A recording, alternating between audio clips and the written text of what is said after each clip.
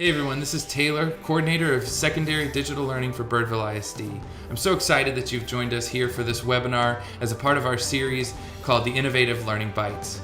We are here as a team, the Birdville Nest, to provide innovative, empowered learning to our teachers and those that we connect with all around the world. I hope that you enjoy these webinars that are coming your way, and we look forward to connecting with you on social media, either on Twitter or on Facebook. Birdville ISD employees, remember, you need to join the Innovative Learning Bites Canvas course to learn more about earning your badges. Those of you not associated with Birdville ISD, thank you for being part of our learning community. We look forward to connecting with you soon. For now, let's jump in to our next Innovative Learning Bite.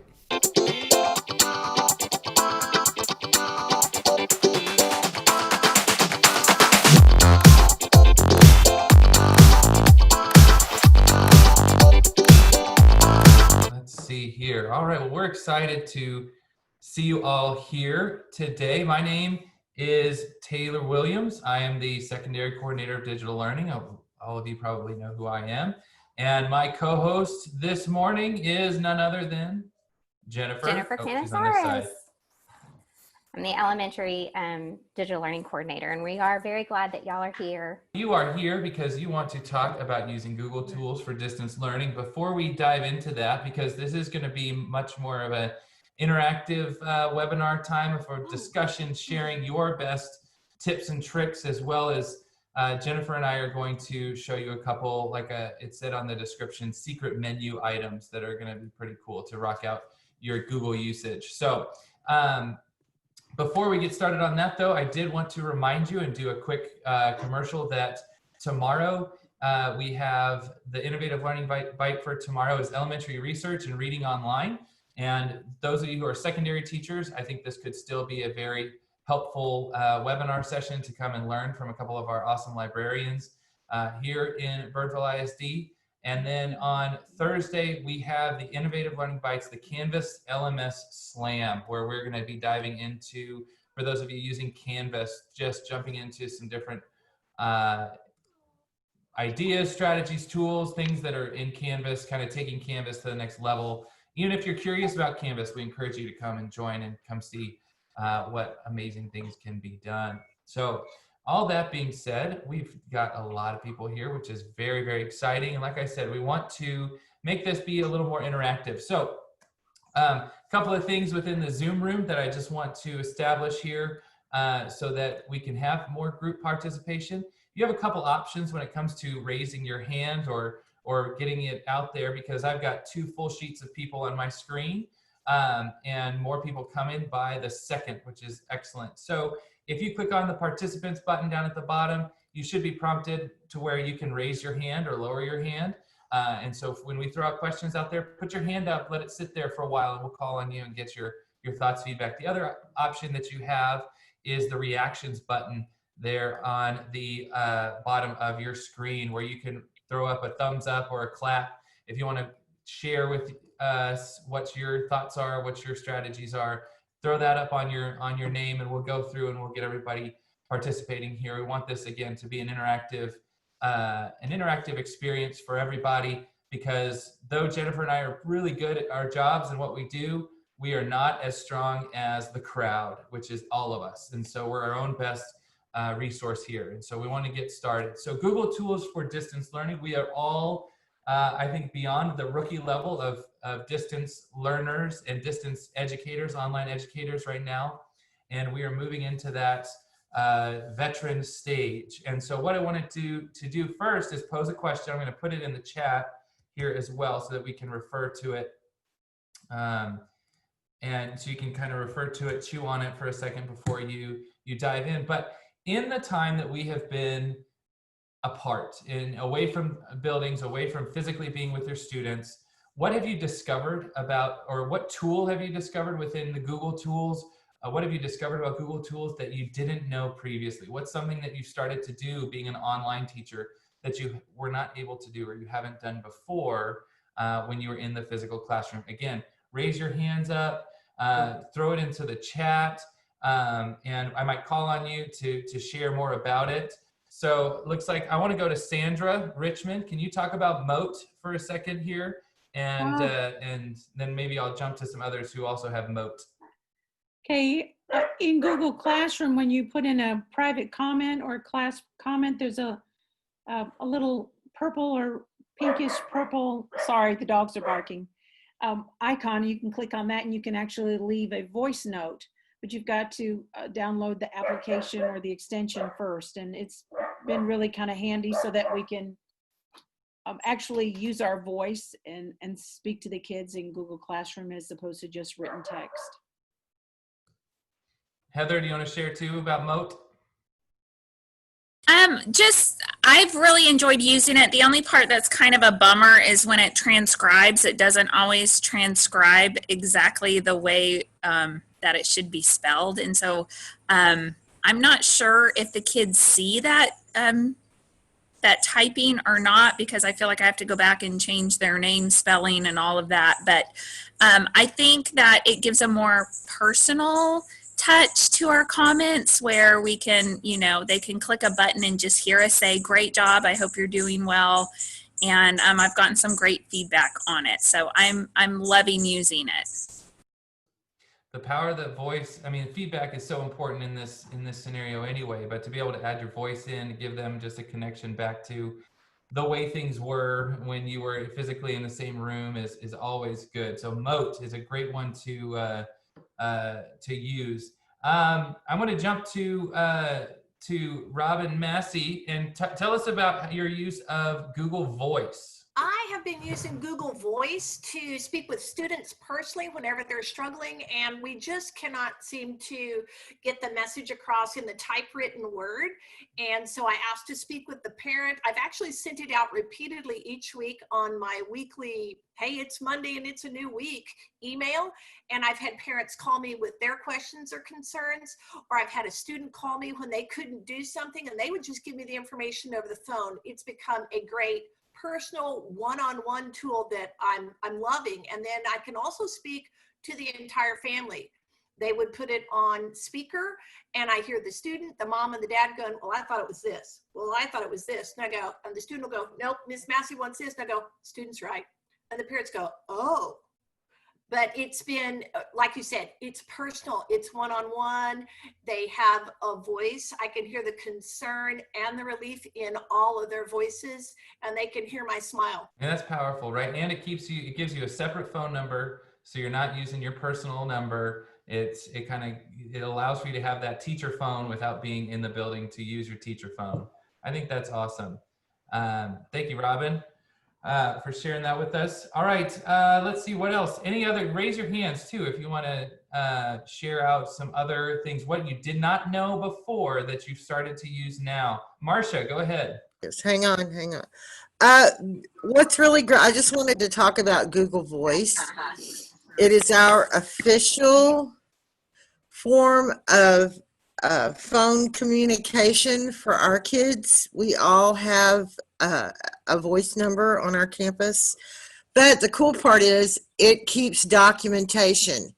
Who called, who left a message, who you text. You can text on Google Voice and it keeps a record of all the phone calls you make. So it's a great way to track your documentation for parent contact, student contact, et cetera, et cetera. That's it. Thank you, Marcia. And Jennifer just dropped it into the chat here as well. And Heather also added to that. If you are going to create a Google Voice account using the app on your phone or online, you need to use a personal Gmail account. The settings on our Birdville ISD Google accounts do not connect with that. So you have to use a personal account to create that Google Voice experience there in your, to be able to use with your students. So I want to jump to Margaret Willoughby. Will you tell us about saving a post, or drafting a post to do later? Yeah, so I have my classroom set up separately, and it's a lot of work to go, like, typing and posting on Monday morning at 9 o'clock, but I found out I can do it anytime I want and just kind of let it hang out there as a draft and then get it all posted Monday morning. I don't like to post early because then the kids get confused and they're like, when is this due? So it's just been like, I just never knew it was there. Kind of heard about it and figured that one out. Yeah, excellent addition in Google Classroom. Things again, you didn't know that you're using now and can move forward with, uh, you know, as we continue. So, all right. So this is then kind of we've talked about what we didn't know, things that we didn't know. A couple of things. One thing that I didn't know that I learned about in this as we've gone into this distance learning, and I had heard about it, but then it had been reconfirmed to me, was the ability to add music to your Google slideshows. That Google has updated that setting completely. It's not an extension. It's not anything. If you go to insert, you can now insert audio. It has to be something that's in your Google Drive or that you upload. You can't just pull from, Spotify or anything like that. But you can do that. And so one suggestion that I can add to that is that if you have a YouTube account, YouTube has an extensive audio library that's free, and the music is legal, so you can use it publicly. And so you go into that audio library, you pick, and you've got tons of different styles, moods, instruments.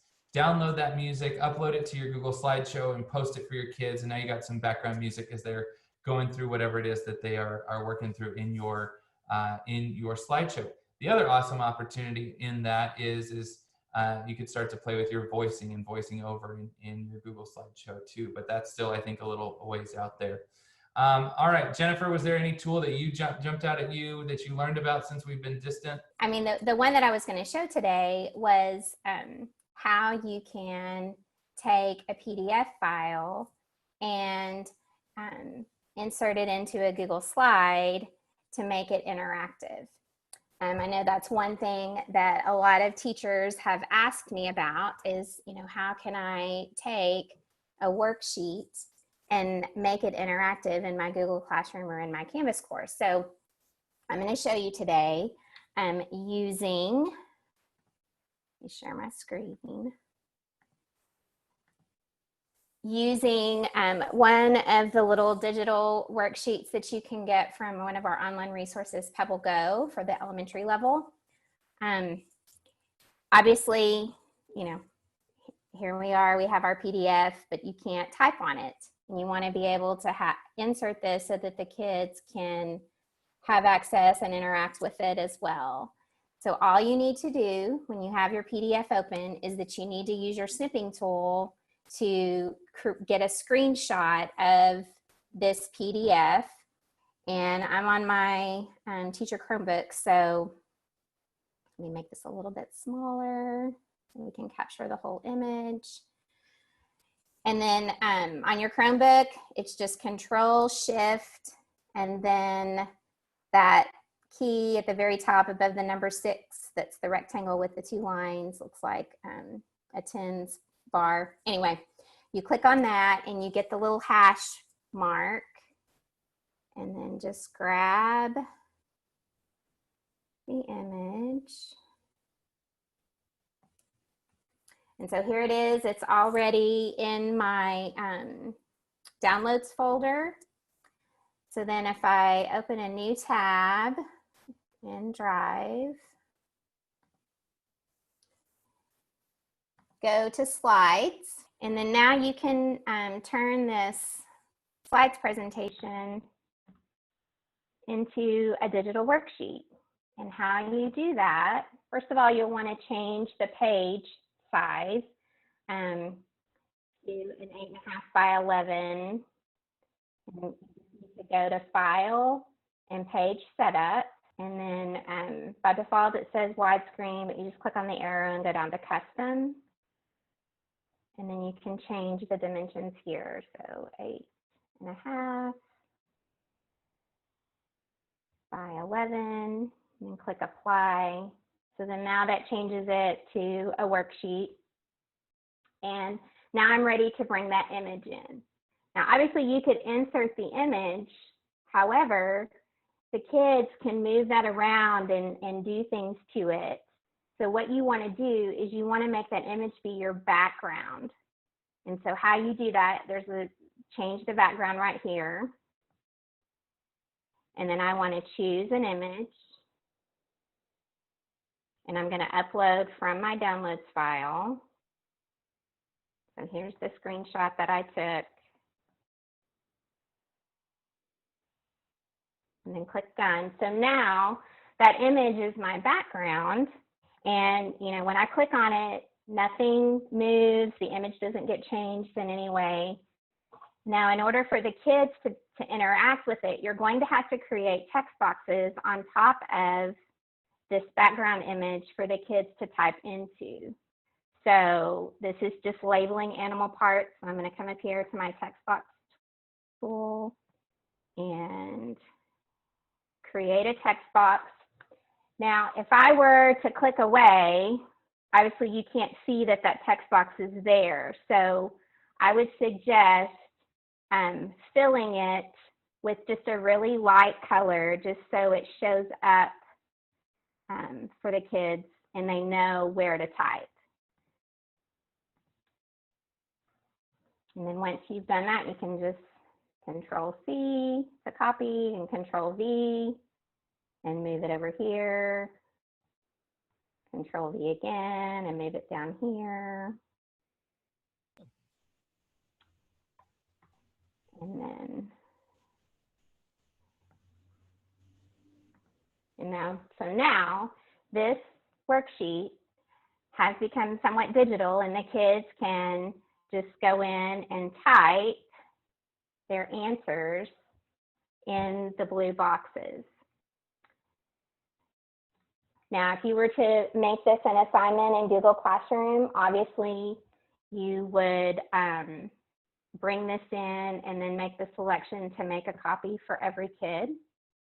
If you're a Canvas user, you would want to change at the top of your URL to /copy. So everything after the slash would need to be deleted, and then you would just type in copy and bring that link into Canvas in order for so it would force a copy for the kids to work on, so that not everyone's working on the same copy. All right, so do we have any questions about that? Yeah, that's being able to change that. That's a game changer into bringing, especially at this time when we're just trying to piece together as best we can for that. And then the /copy, that works on every Google document type. So Google Docs, Slides, Sheets, you can do that to create that. So those of you who are using Canvas can still create that same make a copy for every student scenario. It's just you have to set it up in that URL piece there. And so it's very handy, because then when you click on that, it prompts to make a copy and it saves it to the kids drive there. All right, very good. Thank you, Jennifer. Excellent job. Any questions about that process? There were some questions about the step-by-steps. This video will be on our Innovative Learning Bites Kitchen Canvas course. This recording will be there later today or tomorrow, and then you can move from there. Jennifer, Lori has a question. Couldn't that be done in a Google Doc a little more easily? So the reason why I like Slides is because you're still kind of limited when you're just using Google Docs as far as formatting. And Slides, it's a lot easier for me to just not have to worry about formatting or anything like that, and bringing in the background and all of that. I don't know. I like working in Slides a little bit better. You could use a Google Doc, but I just feel like I said, with the formatting and things like that, Google Slides seems to work easier for me. Yeah, and you don't have to, the formatting issue, you can do text boxes much easier in Slides than you can in Google Docs. Sandra, to answer your question, it would be the same as in Google Classroom, make a copy for each student. Yes, so if you're using Google Classroom and you're selecting make a copy for each student, you don't need to do that /copy piece for your documents, because you can just grab it from your drive and let Google do it for you. But if you were sending it via email, or if you were working in Canvas, that's when you would use the /copy as a place to create that sort of same template sort of mentality or scenario there. All right, so I want to shift and ask another question of the crowd. The one that we talked about, the tool that you have learned about that surprised you, or that has really helped you since distance learning has started. So what I want to know now is, and it might be the same, but I think it's going to be different. What's been the most valuable tool that you've used outside of Google Classroom, but within the Google tools? What's the tool that you've constantly been coming back to when it comes to distance learning, and how have you been using it? What have you been connecting it to? That sort of thing. Colleen, can you expand on your forms with 3 exclamation points? I've been a fan of Google Forms forever. They're just a really great place to be able to collect information, to sort it, because it drops it into a sheet and you can sort by, you know, I do the same form for all my class periods, and then I can sort by class period and see who's turned it in. And they're just super easy. I know there's lots of things that I need to learn more about in forms. There's a couple people on my campus that are so good at using them, but they're just the easiest thing in the whole entire world. Thank you, Colleen, for sharing that with us. Other tools that you're coming to, that you're diving into when it comes to the Google tools that you like, or if it's forms and you're using it in a specific way, anyone want to share there? Jessica, can you share about Vocaroo? So I ended up having, due to Pearson being kind of a hassle, ended up having to create slides for our kids, our team did, of the reading that we're doing in social studies. And I talked to Tony Highlander and I said, I need something to read aloud that will allow me to record my voice easily for my students. So she told me about Vocaroo. So I pull Vocaroo up. You hit record. It's the easiest app I've ever used online. You hit record, you read aloud whatever you're going to read aloud. You hit stop, save and share, copy paste it into a link on my Google slide that I'm making. And now my kids can listen to me read aloud the book that I am doing for them in the slides. Awesome. Very good, Jessica. Thank you. And Aaron, that seems to answer your question. That was good timing. Vocaroo is where you can put and add those additional oral comments and oral accommodations into your Google Slides. All right, so I want to take a second and I want to show you a couple things in Google Forms. I'm going to jump on Colleen's bandwagon here, and we're going to talk through a couple of things in Google Forms just to create some more fun and some more engaging things here that we can do. So let me get over here. I have a couple examples here that I wanted to talk about first. So in Google Forms, you have this ability, and it's something that is just super cool, is that when you create a form and you're in a question, you have these 3 dots. And if you've not learned this before, but 3 dots in the Google world or in the online world, because it does happen in Microsoft as well, 3 dots typically mean there's something pretty exciting behind those 3 dots, some magic that happens. And so if I click on my 3 dots here, the first thing that I look at here is I see this go to section based on answer. Now, I know I can't see all of you now because we're sharing my screen, but how many of you remember the Choose Your Own Adventure books that you read to the bottom of the page and it says, if you want to fight the bear, go to page 76. If you want to run away from the bear, go to page 10, right? So go to section based on answer gives you this opportunity or this ability. So you can see I've got a Charlie and the Chocolate Factory quiz here. This is kind of a pre-test quiz that I would be giving, you know, they had to read it, you know, maybe over the weekend, and now we're coming in and we're going to talk about it. And so what was the name of the protagonist from the reading yesterday? So now I want to make sure they've read it. This is a pretty straightforward answer. Literally the answer is in the title of the quiz, but you never know. I taught middle school for a long time and you never know what goes through those kids' heads. But see, what I can do is I can determine where they go. Now, each section has a different question. So look, I have a section here. If kids didn't get the question right, this is where I'm going to send them. And I'm going to show you how in just a second. So I've got an extension question here. If they did get it right, then I've sent them down to this part here. So let's show how that goes. So Tom Sawyer, that is incorrect. I'm going to send them to the reminder section.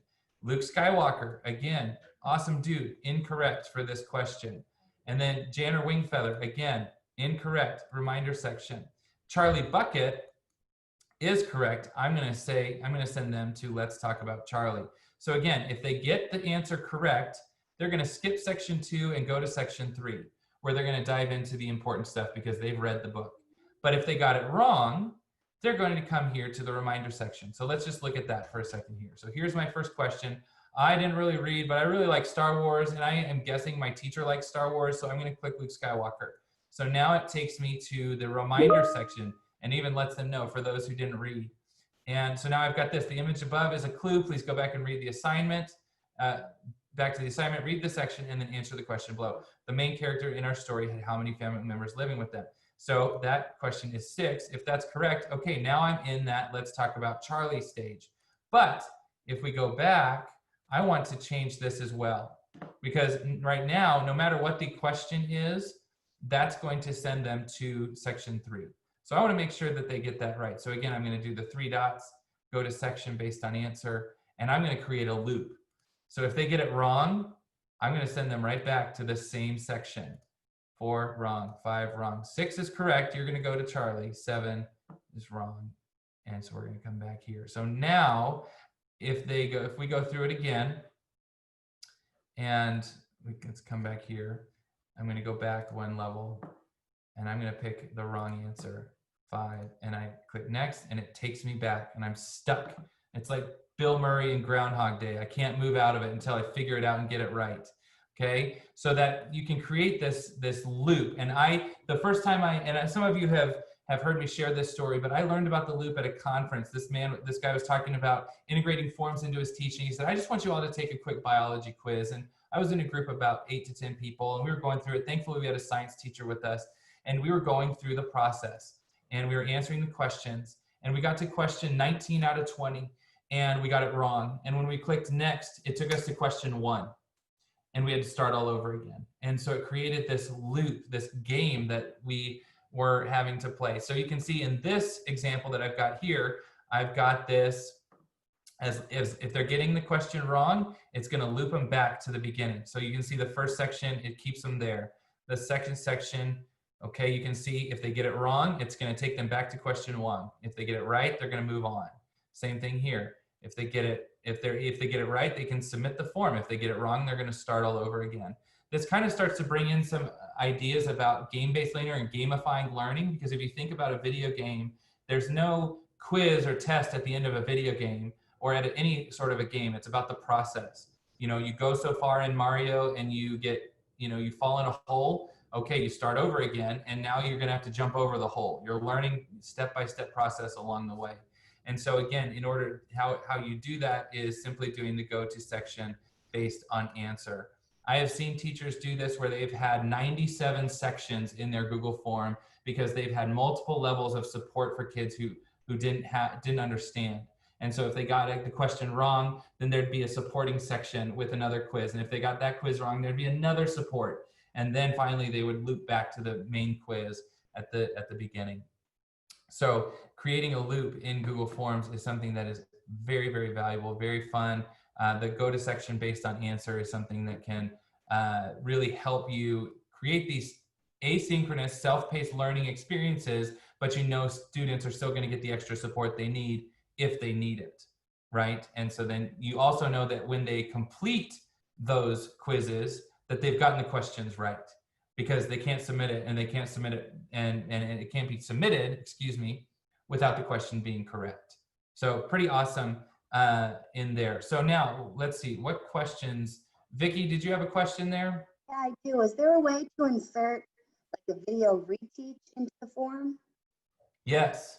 So Google Forms does allow you to add video into your form. So again, let's go back to Charlie and the Chocolate Factory. Let's say that this is, we're in the reminder section. I can click on the add video section here, and I could even type, let's do, and I can find, and I don't need to, well, I don't want the Willy Wonka R-rated. That wouldn't work. But I could find the video that I wanted, or I could put a video of myself in here. The one caveat about adding videos into Google Forms is it has to be either, you have to have a URL to it. So either put it in your Google Drive or it comes from YouTube. So you can do it either way there, but you get to get that URL from your videos there. But you can put your reteach video here, and then you could quiz them on the video and then send them back into the main quiz as they work through it there. So lots of fun. Kelly, the add video is just right there on the side in the tools that you get to pick from on the side of the form there. So other questions about that? Other things to do. This is a big, big tool when it comes to differentiation. You know, and you think about how if you've got formative stuff, if you've got self-paced stuff that you want to get done, you can set it all up there. So you don't, your check comes when it happens in the end parts there. All Yeah, I want right? to point out what Andrea said about mapping it out on paper. And that really is a great idea, especially when you're going to have lots of extra sections within your form. It really is a good idea to map it out on paper. Thanks, Andrea, for adding that. Yes, it is. That's huge. And then I would go, once you've mapped it out, I'd create all of my sections first. I'd get all my sections created, then I'd start putting my questions in to make sure, so I know that where I'm headed and where I'm going with that. All right. All right. So now let's see where we're at with time. We still got some good time here. So we did have one. Oh, Your yeah, go question, Jennifer. sorry. So Renee, your question about does the district have somewhere where we can share forms with other teachers? If you create forms within a shared drive, everyone who is in that shared drive would have the ability to access that form. If you wanted to create a folder that's shared with other first grade teachers within the district, that can very much happen. And then that way, everyone who that folder is shared with would be able to have access to it. And I'll show you this too.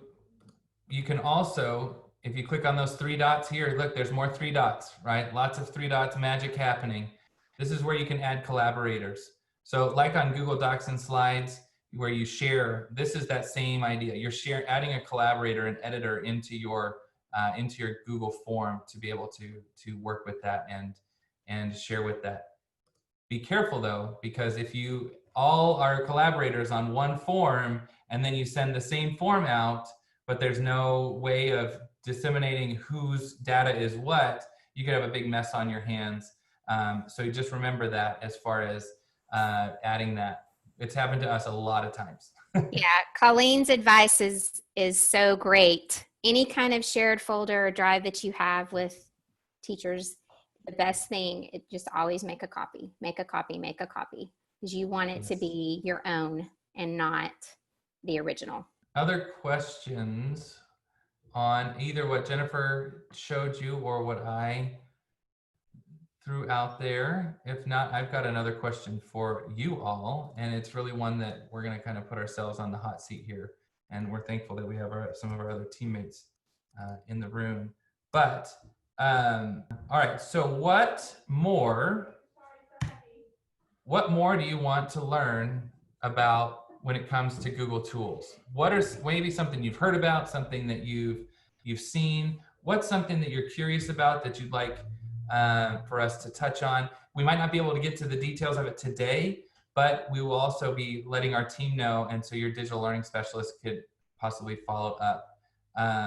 Oh, Julie, talk about Jamboard for us. What is that? Hey, so Jamboard is a virtual whiteboard that you can share with your students.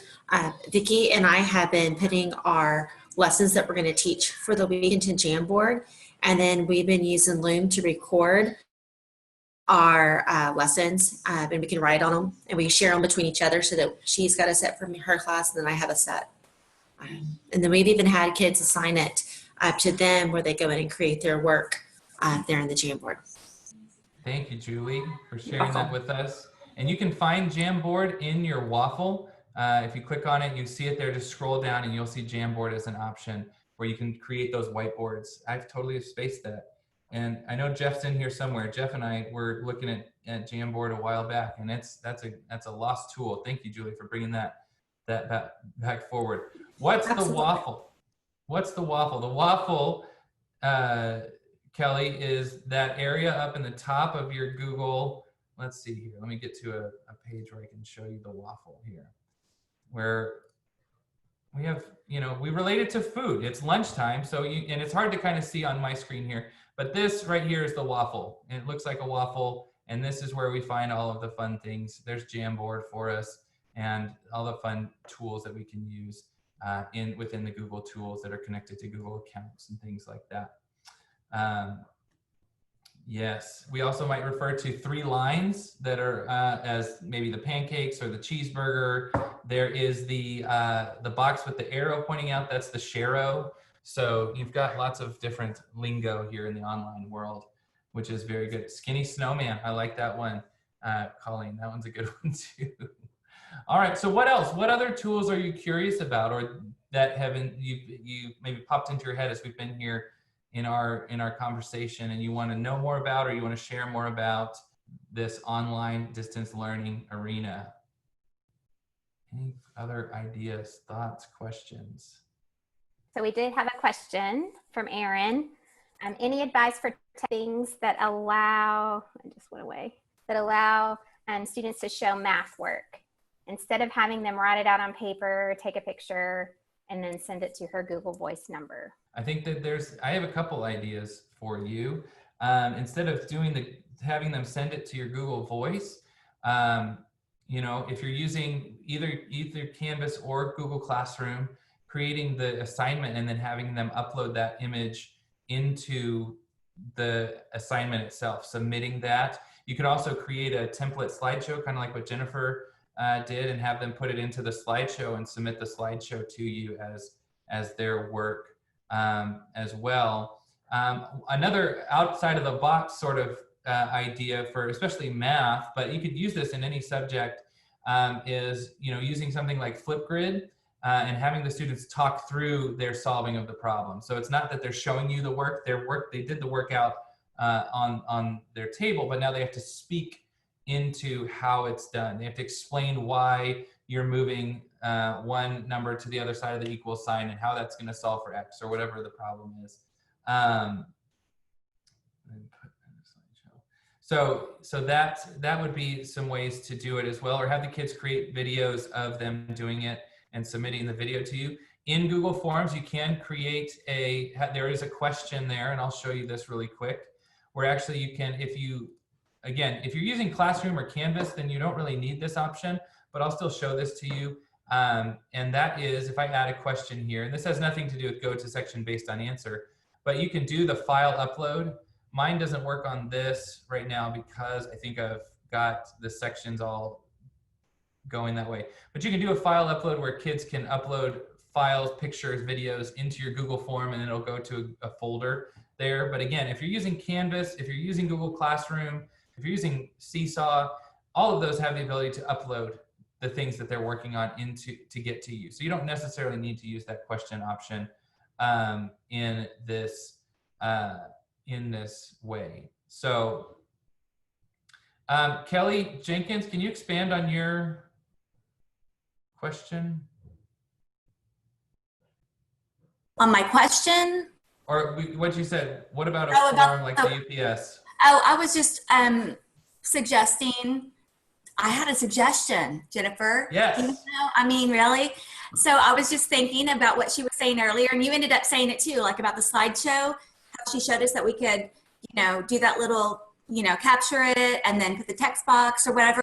So I was just thinking like, you know, I don't know if we're really doing UPS anymore, but you know what I mean? Like that form, I know that we have the math form in 2nd grade where they, you know, show what the problem's asking, you know, then show their strategy, you know what I'm saying? And then explain it. So I felt like, hey, well then I think I could do that with what Jennifer showed and put that in Google Slides and then have them like just make the text box maybe in each section, you know, the whole section where they can write in all of it. And then we're using Seesaw, so then they could just maybe post it there and then record themselves and explain their thinking on that form.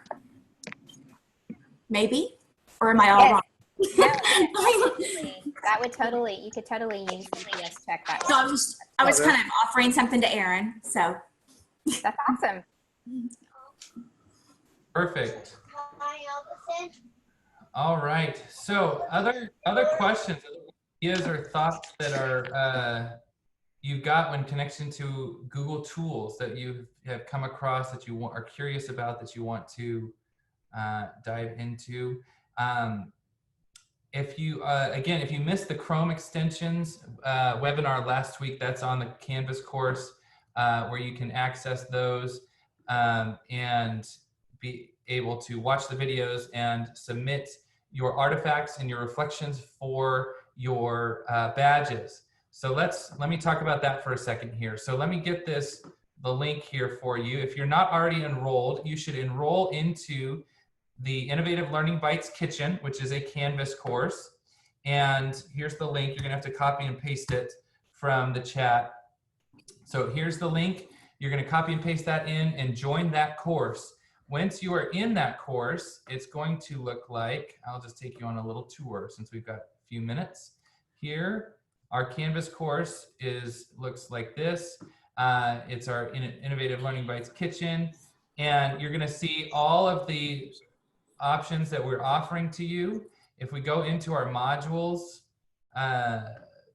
here, you're gonna see April 23rd, Tony and Shelly did Chrome extensions. And so you're gonna see there's the video of what they did and there's the activity.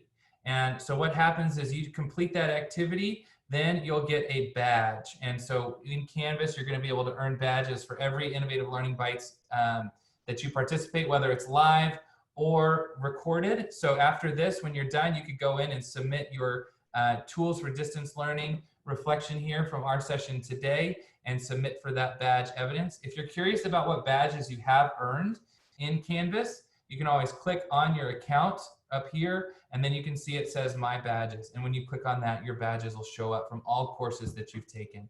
So again, that link that's in the chat there will take you here to the Innovative Learning Bites Kitchen, and you're gonna see all these links will go to the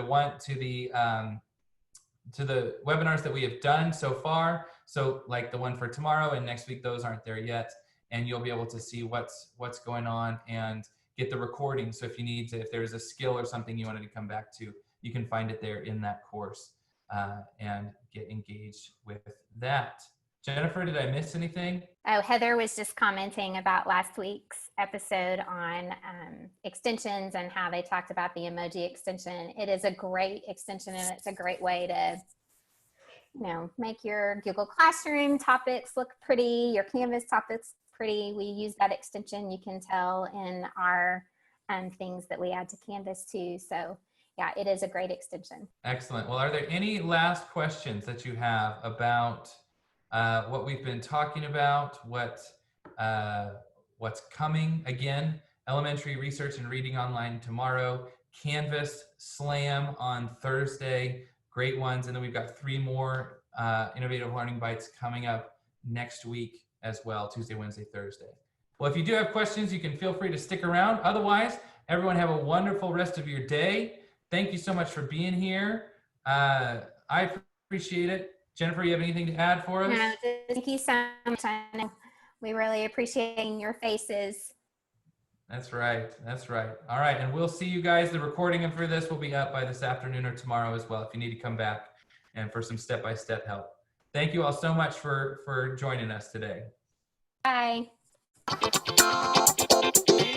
Thank you for joining us for this Innovative Learning Bite on Chrome extensions.